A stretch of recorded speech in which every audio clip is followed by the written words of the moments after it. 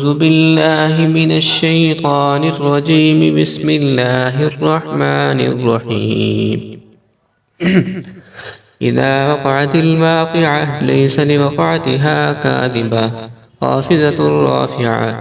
إذا رجت الأرض رجا وبست الجبال بسا فكانت هباء منبثا فكنتم أزواجا ثلاثا وأصحاب الميمنة ما أصحاب الميمنة وأصحاب المشأمة ما أصحاب المشأمة والسابقون السابقون أولئك المقربون في جنات النعيم.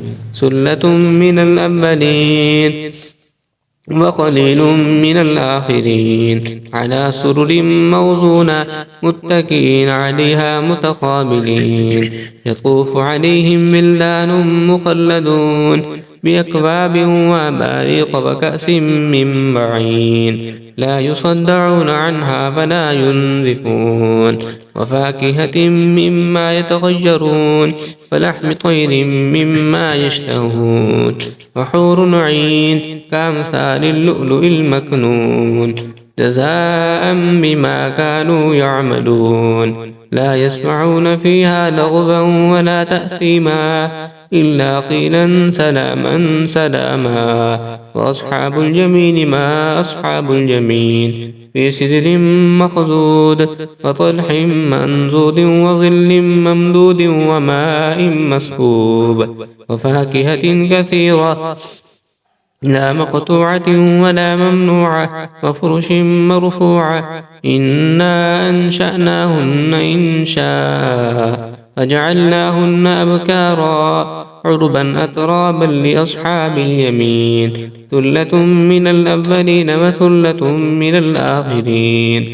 وأصحاب الشمال ما أصحاب الشمال في سموم وحميم وظل من يحموم لا بارد ولا كريم. إنهم كانوا قبل ذلك مترفين وكانوا يصرون على الحنث العظيم وكانوا يقولون أئذا متنا وكنا ترابا وعظاما أئنا لمبعوثون أفآباؤنا الأولون قل إن الأولين والآخرين لمجموعون إلى ميقات يوم معلوم. ثم إنكم أيها الضالون المكذبون لآكلون من شجر من زقوم فمالئون من البطون فشاربون عليه من الحميم فشاربون شرب الهيم هذا نزلهم يوم الدين. نحن خلقناكم فلولا تصدقون. أفرأيتم ما تمنون أأنتم تخلقونه أم نحن الخالقون. نحن قدرنا بينكم الموت وما نحن بمسبوقين على أن نبدل أمثالكم وننشئكم فيما لا تعلمون.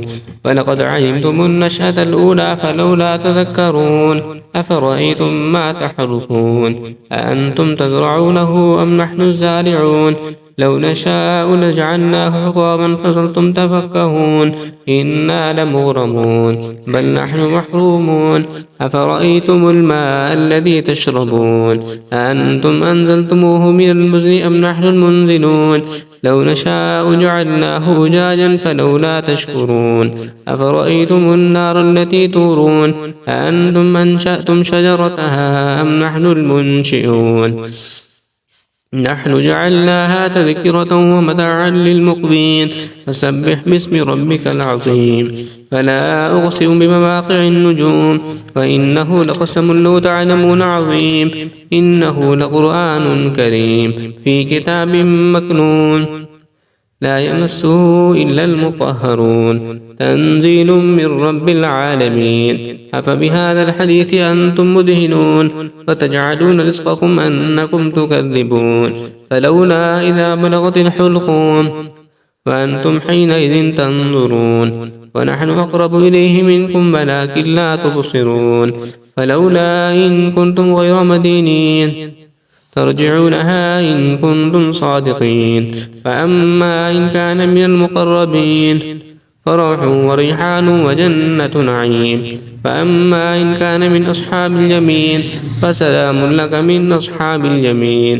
وأما إن كان من المكذبين الضالين فنزل من حميم وتصلية جحيم إن هذا لهو حق اليقين فسبح باسم ربك العظيم صدق الله العظيم.